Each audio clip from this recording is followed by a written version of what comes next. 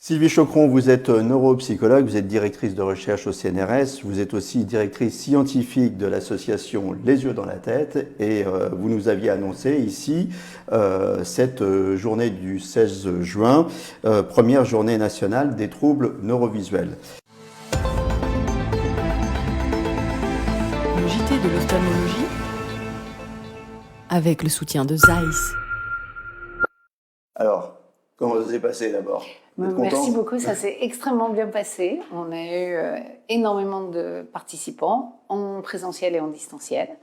Donc voilà, je pense que les gens ont été contents d'entendre enfin parler de ce sujet de manière assez extensive. Donc c'était extrêmement important. L'idée, c'était de réunir donc des institutions, des chercheurs et aussi des cliniciens, c'est ça? Exactement. Donc on a mis ensemble des institutionnels, donc en particulier la chef de projet de la délégation interministérielle à l'autisme et aux troubles du neurodéveloppement, les principaux acteurs qui ont par exemple contribué à la rédaction des recommandations HAS sur les troubles du neurodéveloppement, les principaux responsables de réseaux de suivi des enfants vulnérables.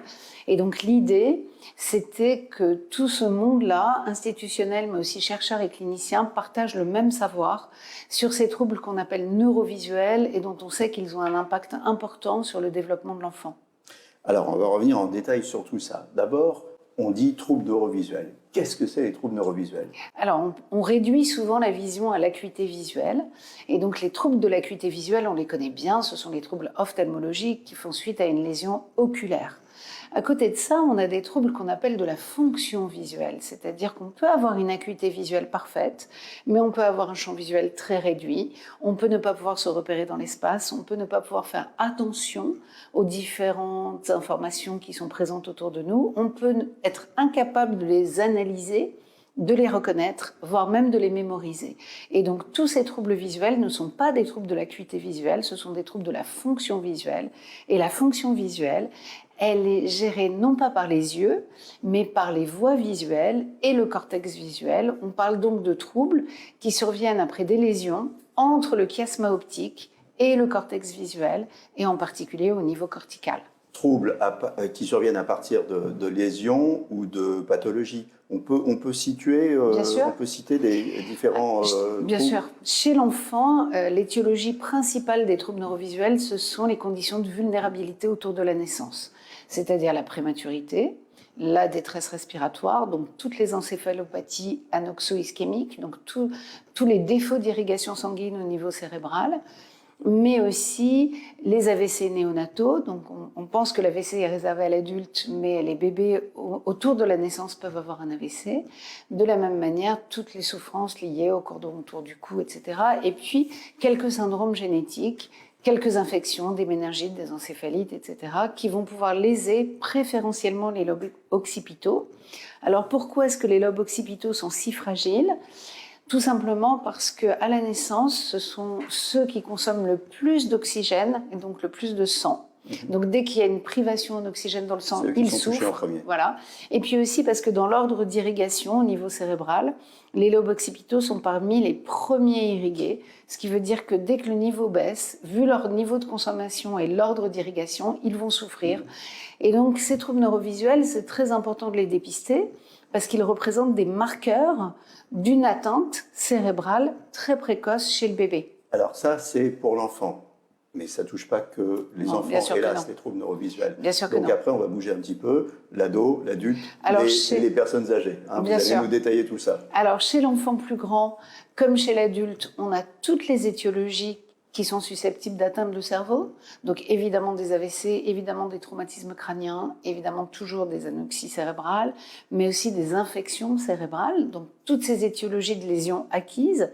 Et puis chez le sujet âgé, on a en plus de ça des maladies neurodégénératives, puisque les lobes occipitaux peuvent dégénérer comme toutes les autres régions cérébrales, et on a des maladies neurodégénératives, des démences spécifiques qui commencent par des troubles neurovisuels dans le cadre d'atteintes dégénératives des lobes occipitaux. Vous avez cité beaucoup de choses, vous n'avez pas parlé de tumeurs.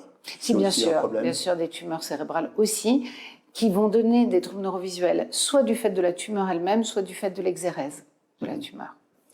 Occurrence de tout ça. Alors, chez l'enfant, qui grandit avec des troubles neurovisuels parce qu'il a eu une lésion autour de la naissance, on sait que l'occurrence est relativement importante puisqu'on estime que 5% des enfants tout venant d'un certain âge sont susceptibles de présenter des troubles neurovisuels au sens large. Alors, beaucoup, 5%. pour avoir une idée exactement, l'autisme, c'est 1% de la population. Donc les troubles neurovisuels, c'est 5 fois plus important que l'autisme, et pourtant, c'est bien moins connu que l'autisme. Effectivement. L'impact de tout ça, alors, derrière, il y a un impact sur quoi? Sur la vie des enfants, sur leur apprentissage. Quand on se projette chez des personnes plus âgées, pareil, il y a un impact sur quoi? Sur la mobilité, sur la cognition, il y a quoi? Exactement. Alors, on le sait, la vision, c'est une modalité sensorielle qui est impliquée dans toutes nos fonctions cognitives, donc pour détecter, pour reconnaître, pour analyser, pour mémoriser. Et donc, c'est parce que la vision est impliquée dans toute la cognition qu'un trouble de la fonction visuelle peut impacter tout le développement. En particulier les interactions sociales, parce que si vous ne reconnaissez pas les visages, vous n'allez pas vous comporter avec les personnes familières comme vous devriez. Si vous ne pouvez pas traiter les émotions, vous aurez un comportement qui sera totalement inadapté. Si vous ne pouvez pas vous repérer dans l'espace, vous allez être extrêmement gêné pour vous déplacer. Si vous n'arrivez pas à reconnaître visuellement ce que vous regardez, vous ne pourrez pas apprendre à lire, ni apprendre à compter, ni poser une opération, ni écrire sur une feuille, parce que vous ne pourrez pas coordonner votre geste avec votre vision. Donc on le voit, les troubles de la fonction visuelle, ils vont impacter l'ensemble de la vie, que ce soit de l'enfant ou de l'adulte. Donc on dit souvent aux adultes qui ont eu un AVC et une amputation du champ visuel, on leur dit « Ah là là, mais estimez-vous heureux, vous n'avez qu'une hémianopsie, qu'une amputation du champ visuel ». Mais en réalité, il faut savoir ce que c'est que de vivre avec la moitié de son champ visuel. Donc c'est extrêmement perturbant dans toutes les activités et dans toutes les activités professionnelles en particulier. Alors ça, c'est les constats. Qu'est-ce qu'on fait? Alors, pourquoi est-ce que c'est très important de dépister ces troubles neurovisuels? Parce qu'on peut les prendre en charge, parce qu'on sait maintenant restaurer la fonction visuelle. Donc autant on ne peut pas restaurer l'acuité visuelle, en tout cas il y a des tentatives depuis quelques années, mais c'est assez difficile, autant la fonction visuelle, dans la mesure où elle est gérée par le cerveau, il existe la plasticité cérébrale.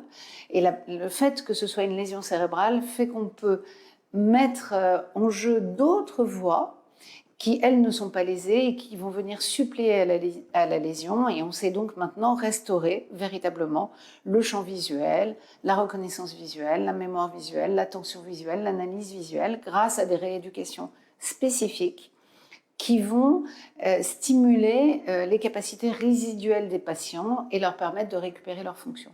Comment on a réussi à comprendre tout ça? L'imagerie joue un rôle, je suppose. Exactement. Donc, en fait, on a beaucoup avancé grâce à la recherche dans ce domaine-là. Donc, c'est peut-être pas étonnant que ce soit une chercheuse comme moi qui s'intéresse à ces troubles-là, parce qu'on a compris tout d'abord que les patients qui avaient perdu la vision à la suite d'une lésion cérébrale garder la possibilité de traiter les informations visuelles, mais dans d'autres régions de leur cerveau, qui ne procurent pas la conscience visuelle, mais qui continuent à analyser les images.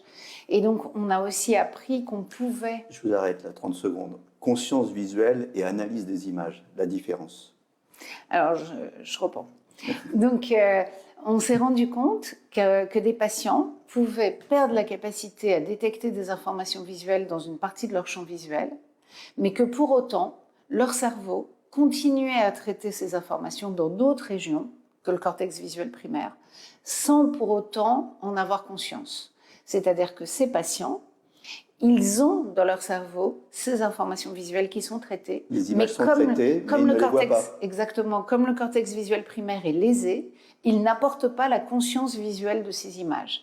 Et donc, nous, tout notre travail a consisté à comprendre comment ces informations étaient traitées de manière inconsciente dans le cerveau, où elles étaient traitées, et comment faire pour stimuler ce traitement et faire en sorte qu'ils redeviennent conscients. Donc on leur reconstruit la vision consciente à partir de ce traitement non conscient. Et effectivement, l'imagerie cérébrale nous a beaucoup aidés. Donc on a fait aussi de l'IRM fonctionnel chez ces patients. Et on s'est rendu compte qu'il y avait des régions dans le cerveau qui traitaient ces informations de manière non consciente et que la rééducation pouvait permettre de les rendre à nouveau conscientes.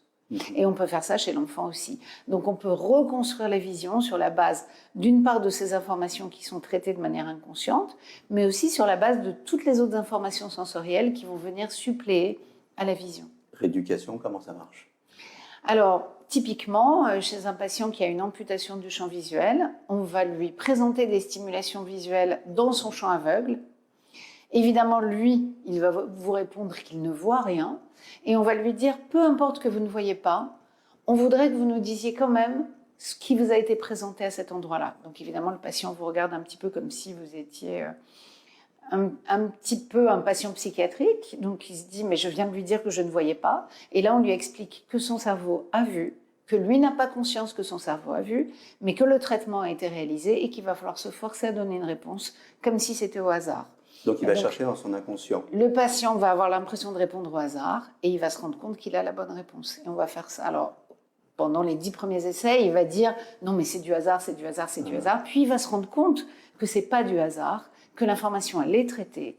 Et on va finalement l'habituer à aller chercher ces informations qui auraient été normalement dévolues à être complètement supprimées par le système. Et on va lui apprendre à tenir compte de ces informations qui sont purement inconscientes.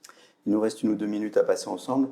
Je voudrais vous parler des sujets âgés. Un sujet âgé qui a une DMLA, par exemple, qui perd progressivement la vue.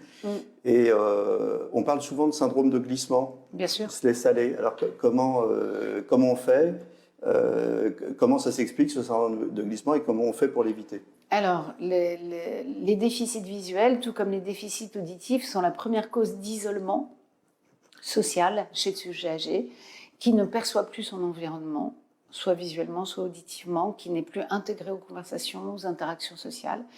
Et donc, on dit toujours que quand on a conscience que quelqu'un a un déficit perceptif, que ce soit un enfant ou un adulte, il faut en fait faire le travail que fait la radio. Vous voyez la différence entre la radio et la télé? C'est que lorsque vous écoutez une émission de radio, le présentateur radio, il sait très bien que vous ne le voyez pas. Et il va devoir vous donner toutes les informations pour que vous compreniez exactement de quoi il parle. Et s'il vous raconte par exemple une histoire, ou un feuilleton, ou quoi que ce soit, comme l'époque des feuilletons radiophoniques, il va combler l'absence de stimulation visuelle par des stimulations verbales qui vont décrire l'environnement, etc. Alors, quand on est face à un sujet qui ne voit pas ou qui voit de moins en moins bien, pour éviter qu'il soit emmuré dans sa cécité, dans son déficit ou dans son déficit auditif, il faut penser à compenser l'absence d'informations visuelles par toute la richesse des informations qu'on peut fournir au niveau verbal. Il faut décrire les choses, il faut donner des détails, il faut intégrer la personne dans la conversation, il faut éviter que la personne se coupe du monde, parce que les troubles perceptifs chez le sujet âgé, c'est la principale porte d'entrée vers le déclin cognitif. Les audiobooks, par exemple, c'est un bon truc? Pour ceux qui l'acceptent, mais les sujets âgés de la génération précédente ne sont pas habitués à utiliser des audiobooks, et il faut aussi se dire que parfois ils ont un déficit auditif associé, donc il faut essayer de trouver le meilleur moyen pour les garder dans l'interaction. Mais écoutez, c'est un sujet vaste, passionnant, et cette journée, on voit qu'elle était nécessaire, parce que le sujet il est énorme, et il y a une prise de conscience énorme à avoir au niveau des institutions, mais pas que, au niveau des cliniciens aussi. Et du grand public. Et du grand public. Je vous remercie de passer sur le plateau du JT de l'ophtalmologie. Merci à vous. Merci à vous. Le JT de l'ophtalmologie